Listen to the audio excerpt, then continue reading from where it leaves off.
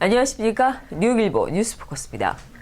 오늘 뉴스포커스도 역시 12월 4일자 미 주요 일간지 기사부터 전해드리겠습니다.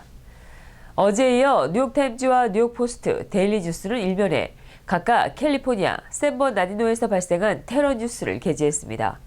뉴욕포스트는 범인 중에 한 명인 사이드 페루기 지하드 단체와 컨택하고 파키스탄에 여행한 적이 있다며 급진적인 대량 학살자로 규정했고, 데일리뉴스도 범인을 테러리스트로 규정하며 올해 미 전역에서 발생했었던 총기 사건의 범인들과 미국의 총기 규제법을 없앤 미 총기협회 외인 라피에르도 함께 테러리스트라고 보도했습니다.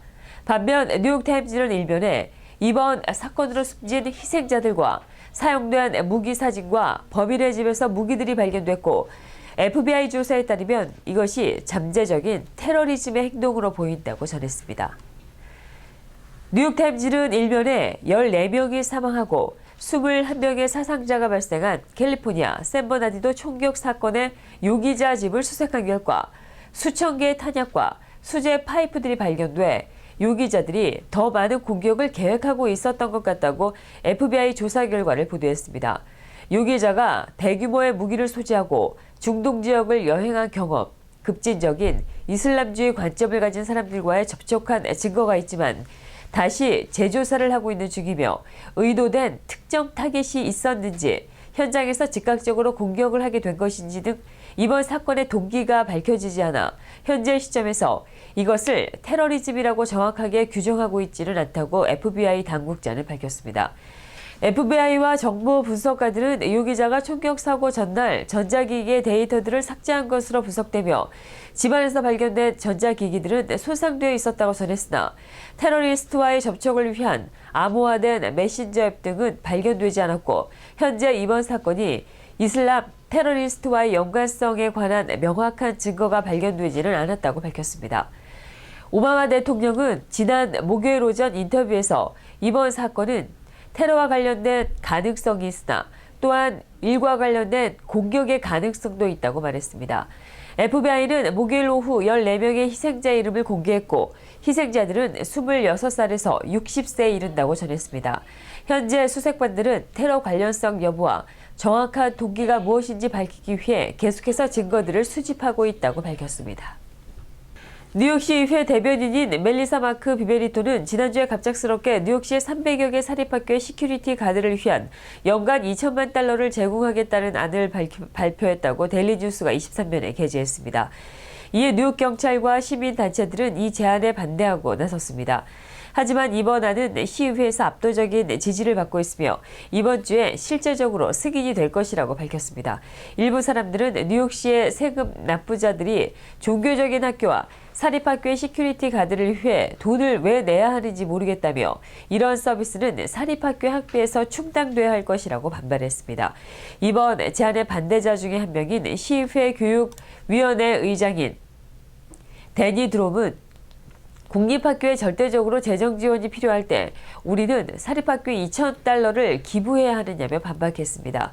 대변인 마크 비베리토는 학교의 형태와 상관없이 아이들의 안전을 지키는 것을 최우선으로 해야 한다고 말했습니다. 데일리뉴스 후안 고잘레스는 사립학교는 존재할 권리가 있지만 공공기금을 통해서는 아니라는 입장을 전했습니다. 뉴욕타임즈는 일면과 A26면에 여성들이 모든 미군 부대에서 일할 수 있게 됐다는 소식을 전했습니다. 목요일 애스톤 카터 미 국방부 장관은 미 군역사에서 역사적인 변화가 생겼다며 미 국방부가 모든 미군 부대를 여성에게 오픈할 것이라고 밝혔습니다. 뉴스 컨퍼런스에서 카터 미 국방부 장관은 여성들이 미군에서 일하는 것은 예외 사항이 없어질 것이라고 전하며 여성들은 탱크를 운전할 수 있고 박격포를 다룰 수 있으며 보병 부대를 전투에서 지휘할 수 있게 됐다고 밝혔습니다. 또한 미 육군 공수특전부대, 미 해군 엘리트 특수부대인 네이비실, 미 공군 등 과거에 남성들만 지원할 수 있었던 모든 역할에 여성들이 지원할 수 있다고 발표했습니다. 이번 획기적인 결정은 지난 14년 동안 이라크와 아프가니스탄에서 여성들이 전투 현장에서 복무해왔음에도 불구하고 전투부대에서의 역할이 제한되어 왔던 오래된 규정을 뒤집는 것이라고 뉴욕타임즈는 전했습니다. 이번 결정으로 약 22만 개의 미군에서의 일자리가 여성에게도 열리게 될 전망입니다. 블룸버그와 길리아니 전 뉴욕시장들이 집권하는 동안 떨어졌었던 뉴욕시의 복지가 이후 약 9년 만에 드블라지오 시장의 임기 동안 가장 높은 수치를 기록했다고 뉴욕포스트가 14면에 공식 자료를 통해 공개했습니다. 올해 10월 복지 수표를 받은 사람의 숫자는 37만 3,504명으로 지난해 2007년 1월 37만 7,896명이 실업수당을 받았던 이래 최고 수치라고 밝혔습니다. 반면 복지에 관한 연구를 하고 있는 맨하탄 인스티튜트의 시니어 연구원인 스테픈 에이드는 드블라지오 시장이 제시했었던 것만큼 그 숫자가 인상적인 것으로 보이지는 않는다며 드블라지오 행정팀의 선진적인 아젠다가 빈곤한 뉴요커들의 삶을 블룸버그나 길리아니 전직 뉴욕 시장들보다 개선하고 있는지에 대해서는 의문이라고 말했습니다. 뉴욕시의 복지 건수는 1994년 12월 딩킨스 시장의 마지막 임기에 111만 2,495라는 경이적인 숫자를 기록했고 길리아니 시장이 임기를 마치는 2011년 말에는 45만 9,159까지 떨어지기 시작했습니다. 이 숫자의 감소는 길리아니 시장이 수혜자들이 일을 할 수 있도록 엄격한 개혁을 시행했기 때문이라고 밝혔습니다. 뉴욕포스트는 41면에 내년 1월 23일부터 변경되는 뉴욕의 법에 따라 부부가 이혼할 때 배우자 생활비 지원금이 한 달에 $9,200까지 제한될 예정이라며 제클린 뉴만 변호사의 얘기를 전하고 있습니다. 변경된 법안은 배우자와 생활하는 비용을 산출하는 동안 고려되는 급여를 현재 $54만 3천 $17만 5천 $로 한도를 낮출 예정입니다.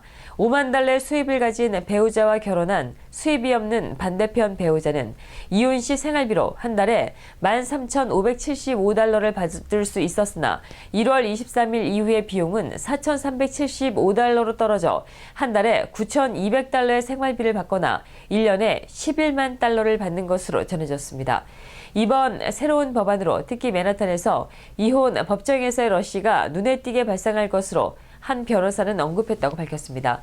또한 이번 법안은 많은 여성에게 불리하며 특히 45살에서 55살 사이 오랜 시간 동안 일하지 않은 여성들에게 많은 어려움을 줄 것이라고 전문가들은 전했습니다.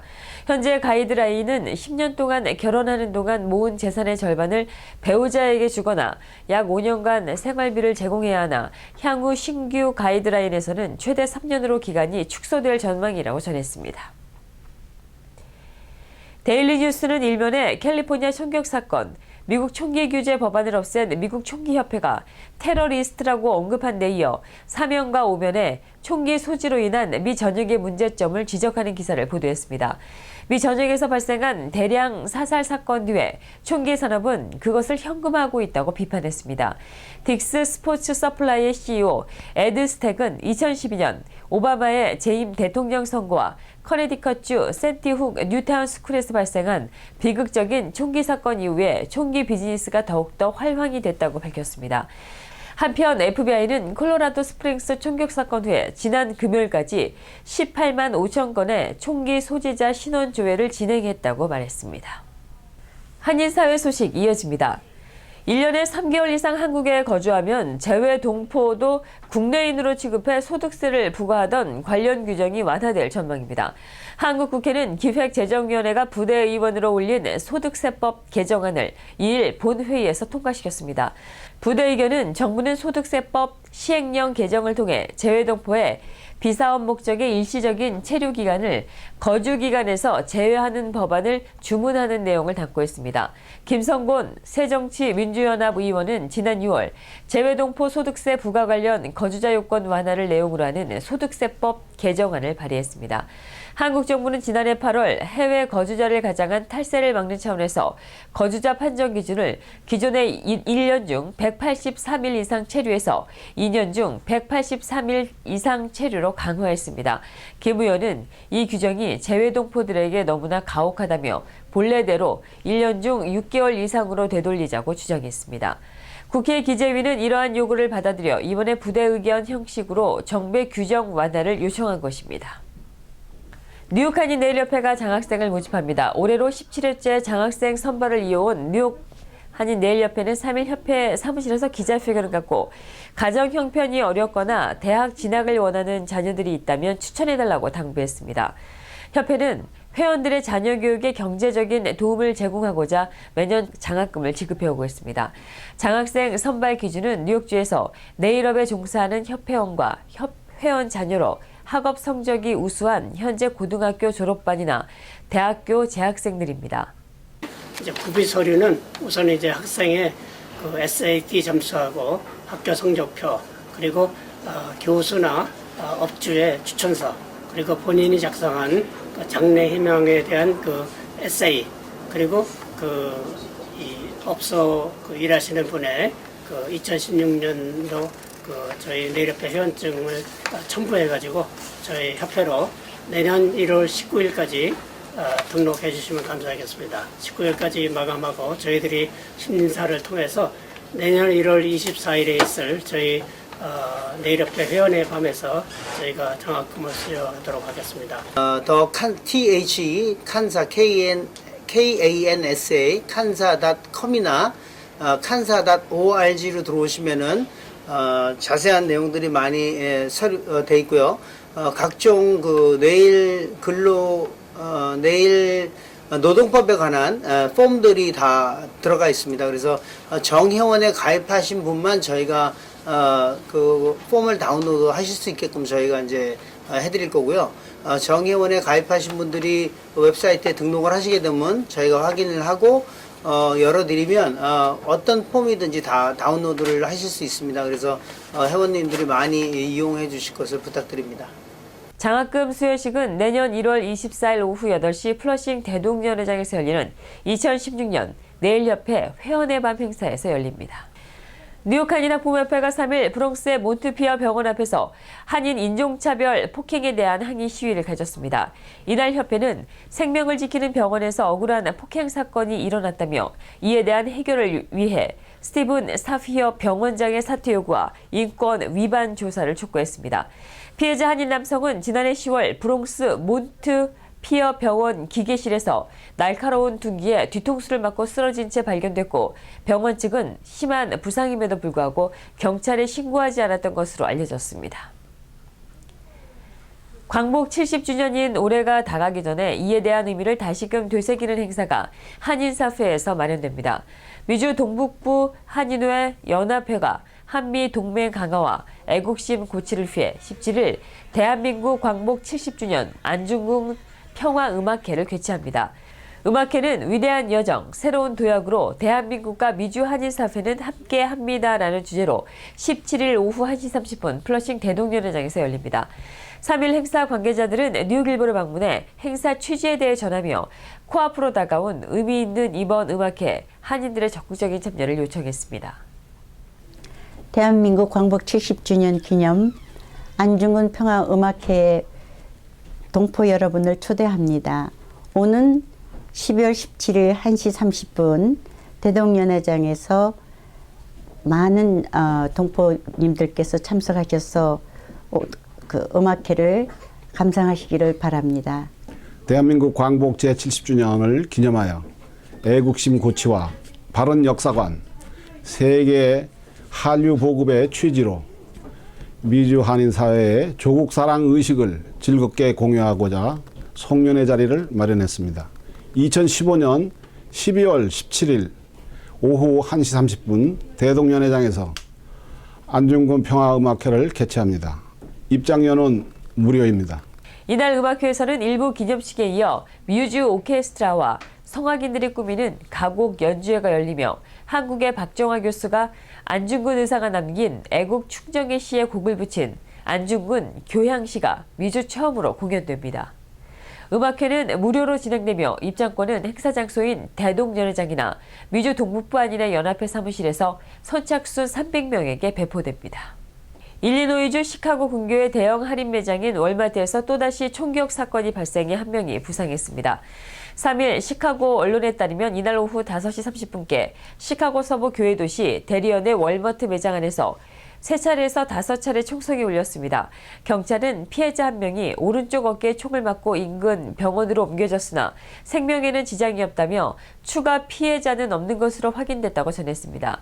이어 신고를 받고 출동했을 때 용의자는 이미 현장을 벗어나고 없었다며 현재 추적 중이라고 밝혔습니다. 경찰은 목격자 증언을 토대로 우발적인 사건으로 추정했습니다. 이상으로 뉴스포커스를 모두 마치겠습니다. 좋은 주말 되십시오. 시청해주신 여러분 고맙습니다.